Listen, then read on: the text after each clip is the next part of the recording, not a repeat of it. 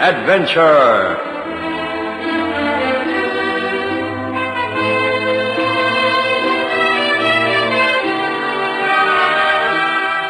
Tonight's story is entitled HMS Suicide by Alan Campling.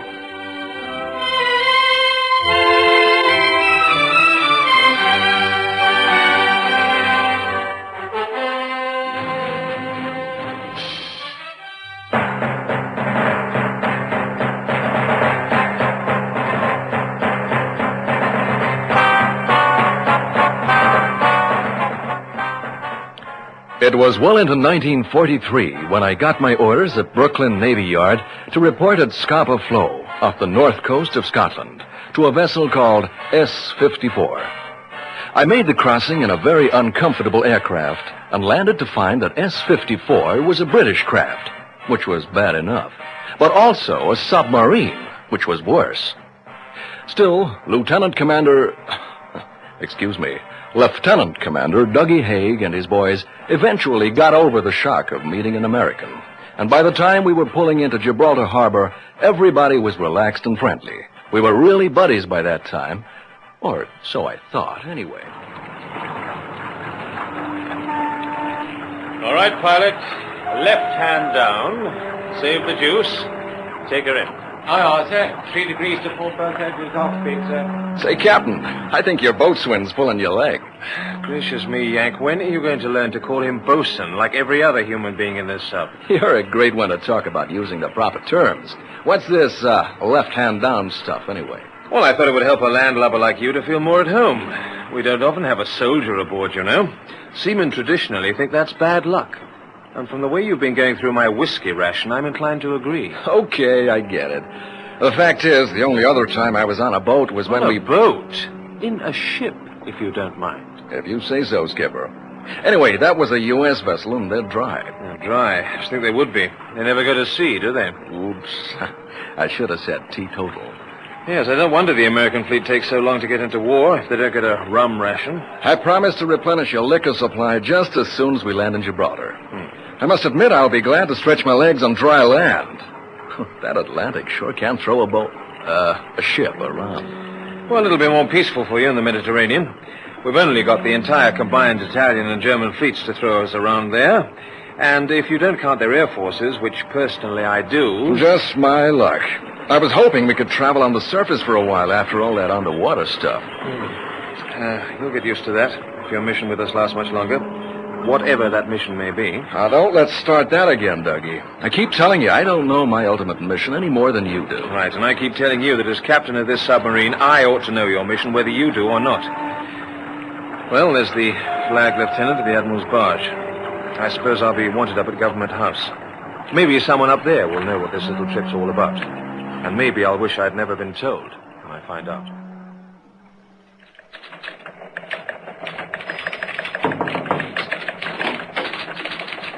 Lieutenant Commander Douglas Haig reporting, sir. HMS submarine S-54. Oh, good afternoon, Commander. Oh, do take a chair. Have a fair trip. Middling, thank you, sir. I was told to see the Admiral here, sir. Yes, that's all right. I'm using his office. Wanted to give you a personal briefing. I'll have to be briefed, too, if I'm to catch my plane back to London tonight. Don't want to take off after dark and run into any opposition. You're from London, sir? Yeah, flew in this morning to talk to you. Now, don't mention that to anyone, will you? In fact, everything I say to you here is top secret. And I mean top secret. Your crew isn't to hear your orders, not even your, what do you call your second-in-command? First lieutenant, sir. Oh, very odd, you Navy people. You're a lieutenant commander, they call you captain. He's a second lieutenant, and you call him first. Oh, well, I suppose the Admiralty know what they're up to. You're not from the Admiralty, then, sir? Oh, gracious, no. I'd be obliged if you didn't ask where I am from, or indeed any other questions. I'll tell you what you need to know, and Major Lee will get his orders separately. How are you getting along, by the way, that American Army officer you brought out? Will he have orders that I don't know about, sir? Oh, now then, my boy, I did warn you against interrogating me. But I don't mind telling you he will. And where they appear to conflict with your own orders, you will obey his instructions. Is that clear? With respect, sir, that isn't possible. In the Navy, a captain is wholly responsible for everything and everybody in the vessel which he commands. Yes, never mind that now. Everything will be cleared with your admiral. You'll find it's all cut and dried.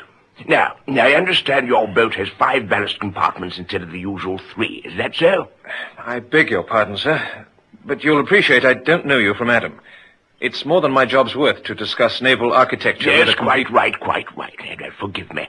I'm afraid I can't tell you my name, but here's my authority. I wouldn't want you to think I was a spy or something. Leastwise, not an enemy spy, what?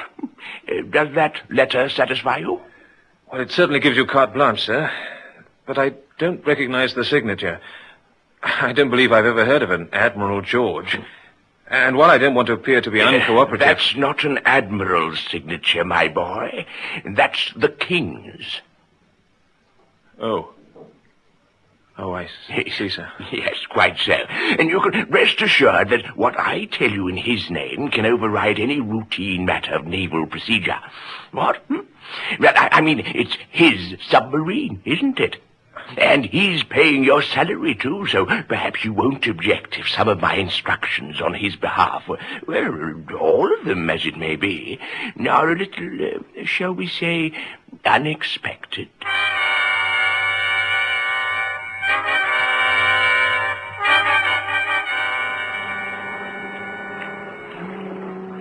Hurry that work along, Swain. We're shoving off tonight. Tonight, sir? The lads was looking forward to night in the town, sir. Well, they're not getting one. Send the master-at-arms to get them back here on the double. Yes, sir. That Yankee officer, too, sir. Oh, yes. I'd almost forgotten about him. Ask him to come back as soon as he can make it, will you? Take him on to Malta, are we, Skipper? Who said anything about Malta? Well, nobody said anything about it, sir, but anybody could guess that from what we're loading. I see. And what are we loading? Well, don't you know, sir? If I knew, I wouldn't have asked you. Well, yes, of course, sir. Well, mostly petrol, sir. Aviation fuel? High-octane stuff? That's right, sir. And there's only one place around here that's got to get its aviation fuel by submarine. I should think so, too. Using my ship as a tanker. Well, they can't use tankers, sir. Surface vessels can't get through the enemy air cover from Italy and France. I don't need a lecture in contemporary strategy, thank you. Where's it all going? Ballast compartment, sir. And the dockyard workmen took out one of our batteries to make room for more petrol, sir. Have they, indeed? I wonder they didn't offload the torpedoes as well. Oh, that's all I need. Half my electrical storage gone, so I can only stay under the surface half the usual time. That's just great. Sir, they did offload the torpedoes and sealed up the tubes, sir. Oh, that's really going too far. I'm not using my torpedo tubes for petrol storage, and I'll tell the Commander-in-Chief, sir. Well, they've not put petrol in them, sir. Haven't they? What then? Shells, sir. HE. High-explosive shells, for Pete's sake. That's right, sir. Anti-aircraft shells, big ones, for the Malta defences, I suppose. Don't keep talking about Malta. That's the way rumors get spread. Hi there, Douglas. I got you some scotch. Say, you guys are certainly in a mess around here. Well, there's one man we won't have to fetch from the pub. Now, don't talk about Malta in front of him. You hear me? Aye, aye, Skipper. Say, that gibraltar of yours is Someplace. Like a little bit of old England straight off the calendar, except it isn't raining. Douglas, I want you to have dinner with me tonight in the best restaurant in town. There's a couple of girls I met who... You won't be here long enough, Major. Huh? Now that you're aboard, you can stay aboard until we sail. I do, Douglas? But look, I promised this girl and her You're friend... under my orders, Major. Hey, what's with this major stuff? I was yanked this morning, Well, Douglas. now you're Major Lee, passenger, and I'm captain to you. What? Hey, Bosun, is something wrong? You will not address my crew except through me, as long as I have command here. When you usurp my command, when you take over, then... Taking over, sir? Is that what you said? Look, I don't propose to say everything twice, Bosun. It's bad enough having to say once that another officer, a soldier, not even a British officer... Yeah, you on the level. Major Lee, it appears that for the first time in the history of the Royal Navy, a history that goes back several hundred years further than your entire country's existence, a vessel of His Britannic Majesty is about to fall under the strategic and technical command of an ignorant and unseaworthy foreigner. I could see why Commander Haig would be sore. And it was tough to have him sore at me when I didn't know what he was talking about. Whatever he'd been told at his briefing on the Rock was a secret from me. I had my orders in an envelope in my jacket. They were sealed. And the idea was that Haig would be told by radio when I was to open them. He was mad enough to spit. From his attitude towards me, as much as by what he said, I could see that he bitterly resented the idea that he wouldn't be master in his own ship once my orders were opened. I stayed away from the command center all I could from then on, lying in my hammock and trying to figure what was going on. But when Dougie Haig eventually took a nap, I tried to pump the bosun, without distracting him from his job of conning the submarine, of course. Hi there, Swain. How's she going? Evening, Major Lee. Everything under control, sir. Don't you start with that spit and polish, Swain. Call me Yank and make me feel like one of the family again. Sorry, sir. The skipper's order, sir. No fraternizing. Oh, for Pete's sake. Now, look, tell me one thing anyways. How come we're spending so much time submerged, I mean, when we were in the Atlantic, we surfaced at night to recharge the batteries or whatever. Can't surface, Nemed, sir. Too many enemy aircraft about. And sub-chasers could detect us and blow us out of the water. Oh, okay, I was just asking. But I thought somebody told me you had to come up every so often or your batteries would run dry. Quite right, sir. Well, haven't you already passed the limit for underwater running? Nearly halfway to the official limit, sir. Oh, only halfway. Well, that's okay then, isn't it? Well, not really, Major. You see, we've only got one battery at the moment instead of the usual two. Only one? Is that enough to get us to Malta submerged all the way? Oh, come on. I've guessed it's Malta, of course. Well, I can't say whether it is or it isn't, sir, but I can tell you that if it is Malta we're heading for, no, we can't make it under the water all the way. And if we surface to recharge the batteries from the diesels, we'll be a sitting duck, crammed full of high-octane petrol and high-explosive ammunition. Oh, but that's crazy. Major Lee, I've confined you to your quarters because you're using up oxygen unnecessarily by standing up, walking around, and talking. There is a limited supply of breathable air in a submarine that's running submerged, and it's my responsibility and my duty to conserve it for essential purposes. Now get back to your hammock and stay there until I send for you. Or else what, sailor? Or else you'll continue this voyage in irons. Do you hear me? In irons. Chained to a stanchion. And don't think I won't do it. You may be going to take my ship away from me before this voyage is over, but until your orders are open, you will obey mine to the letter. Boy, I just hope my sealed orders include dumping you over the side. I'll obey that one to the letter, all right, and with pleasure. Beg pardon, Skipper. Battery capacity reading. It's coming up to the red line, sir. Oh, that's great. The red line? What's that all about? Well, if you're going to be in control of this vessel, Buster, you may as well know. As soon as that pointer reaches the red line, we have to surface in the world's most heavily patrolled sea lane, right under the noses of all the anti-submarine fights the enemy can put up. Well, I hope you know where to find enough power to keep us underway then, because you're going to need it. Excuse me, Skipper. Radio message. Right, thank you. Well, here it is. I am formally ordered to instruct Major Lee of the United States Army to open his sealed orders, and thereafter to accept any orders that he may give as to the disposition of my vessel and my crew. Well, she's all yours, Admiral Robert E. Lee.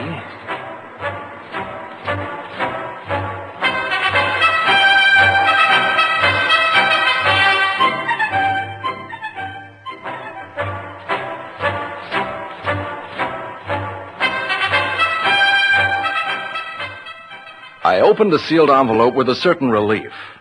Fortunately, the first paragraph was fairly straightforward, and more Commander Haig's business than my own. Captain, I have a course correction for you. Well, don't tell me. I'm just part of the furniture around here. Tell the bosun.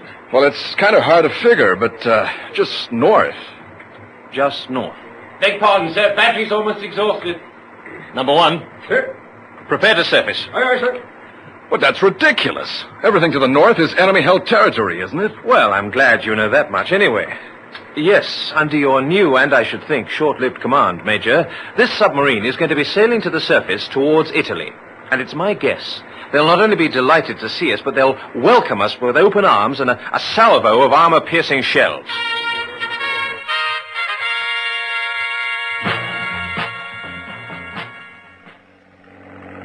This is Torpedo Boat 27 calling base urgent. There is a vessel ahead of me now. A small one due south and heading right after me. I will investigate. Over and out.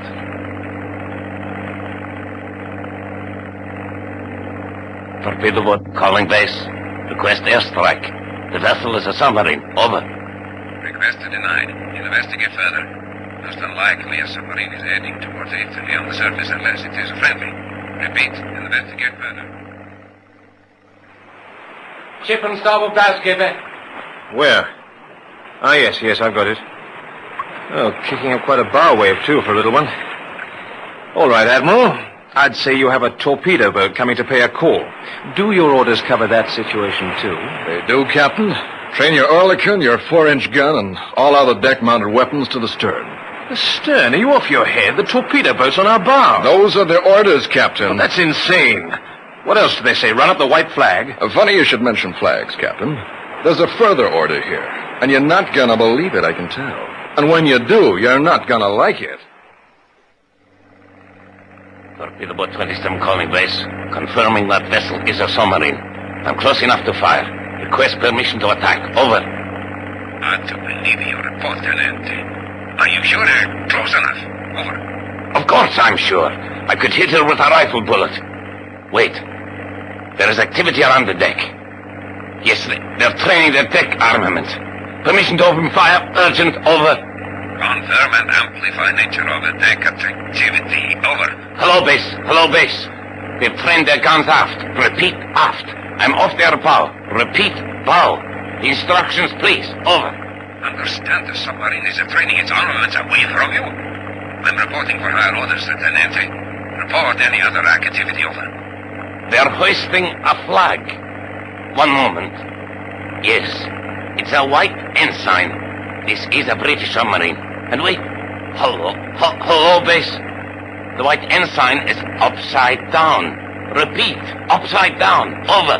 Upside down? Mamma mia, Tenente, do nothing hasty. The CNC will have to figure out this one himself.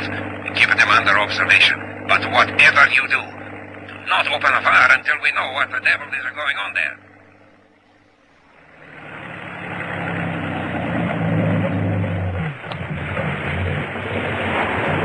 You in the submarine have orders to take you under arrest. Do you understand me? You will obey my orders or I will blow you out of the sea. You hear what I'm saying? Well, Admiral Lee, it seems you're not giving orders here anymore. Now the Italian Navy's taken over. You didn't last long in command, did you? Or do your secret orders cover this situation, too? They sure do, Captain. Tenente! I am Major Robert E. Lee of the United States Army. Do you hear what I say? I hear you, Senior Major, but I do not understand. Who is commanding that submarine? Is it British? I do not understand. I have a message from my president to your Mussolini. A personal message. A message for your Gucci. Is that what you say, Major? That's right. I have taken possession of this British submarine. I have to deliver an urgent message. What are your orders? Momente, wait a momente. I will report what you say to my admiral and get his orders. Give it to and await my reply. If you attempt anything foolish, I will put a torpedo into you. Stand by for orders. My machine gunner has everyone on your bridge in his sights. Do not make one false move, or you are all dead men.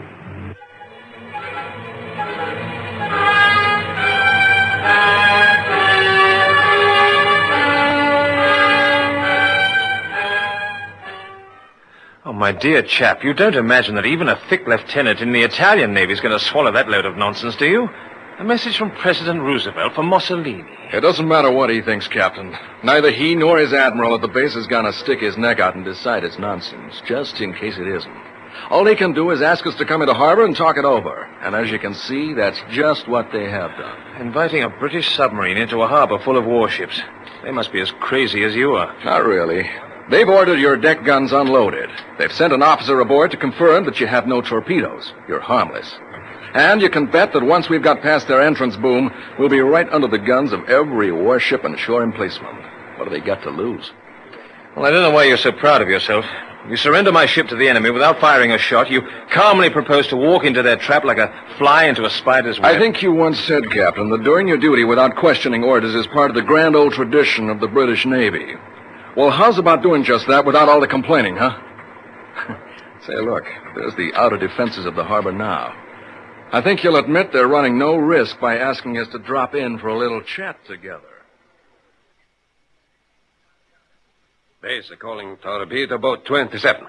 Tenente, I have the Commander-in-Chief's orders for you. He has checked with Rome, and the British submarine is to follow you into the harbor. If there is any sign of trouble, you are to fire a red signal rocket. Over. Message received and understood. But what happens when I fire the signal rocket? Over. Oh, Tenente, there will be the greatest bombardment since Alamein, and I'm very glad I am not sitting in the water a few meters from where it will all come down. I wish you good fortune. Over and out. Avanti. Ah, come in, Tenente. And you too, gentlemen. For you, the war is over. Please be seated. I'm Base Commander Sforza. You can give me the message from your President Roosevelt for El Duce. Well, go on, Yank. Give him the message. Admiral Sforza, the message is, if Senor Mussolini will eat more lettuce and cut down on the spaghetti, he'll live long enough to be hanged for war crimes. Admiral de Armada, what can be the meaning? Silencio, Tenente. Major Lee, I suppose you have some reason for this insulting and ridiculous performance. Admiral, I wouldn't assume anything reasonable from this officer. Thank you, Captain, for your loyal support and understanding. Admiral, I'll appreciate it if you will kindly order your boom defense controller to remove his anti-submarine nets, surface boom, and other obstructions so that the submarine S-54 can leave here tomorrow morning without any difficulty. Major, I'm trying to control my impatience. Good heavens.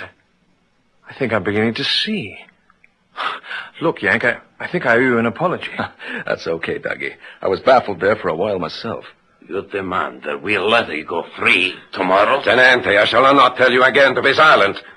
Gentlemen, I'm waiting for your explanation. How can you make these ridiculous demands as if you expect me to comply with them? You're caught in this harbor like a fly in a spider's web. Funny thing you should say that, Admiral. Sir, with all due respect, we're more like a tiger that you have by the tail. Explain this, please. That's quite simple, Admiral. That submarine is crammed full of high-octane aviation fuel and high explosives. You dare not fire on us. The explosion would damage every warship and every merchant ship within a mile and more, and wreck your harbor installations. Oh, no. That's perfectly true, Admiral. And if I were you, well, the first thing I'd do right now is order that helicopter to get right away from that sub and stay away. He could have an accident. Crash under the sub and send it sky high. And your entire command with it. I do not believe what you say. If this is true, why then the explosion would destroy your vessel and wipe out your crew. It would destroy this room we are sitting in and you with it. And you, sir. Admiral, I believe you have no choice. My orders are to sail from here tomorrow, escorted by any vessel of your choice. You, sir, will be kind enough to sail in that vessel as a hostage. It'll remain within 10 meters of the submarine, and you'll give orders that we're not to be attacked. If we are, you go down with us. Or up, as the case may be. And if I refuse? You can't refuse, sir. You're sitting on a bomb of unimaginable force. Your fleet will remain in this harbor for 24 hours, because if even one vessel attempts to leave, my men will fire on it and sink it. It will not dare to fire back, because if it does, the explosion will destroy it and everything else in range. Well, cheer up, Admiral. It's no disgrace to bow to the inevitable. I'm afraid you've been defeated by the Major's new secret weapon, HMS Suicide.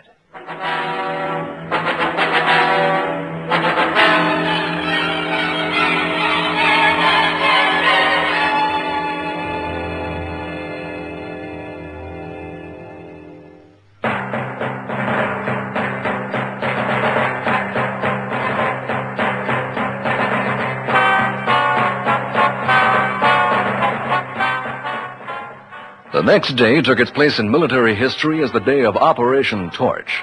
Under the Supreme Allied Commander, General Eisenhower, American, British, French, and other Allied troops landed in North Africa. It was the biggest and most bloodless mass landing that had ever taken place. It would have been a costly failure if the Italian and German navies had interfered. But all their Mediterranean ports had received an unexpected visitor the day before. A single British submarine under the command of an American Army officer with a cargo of certain doom that was also his free ticket out of there again.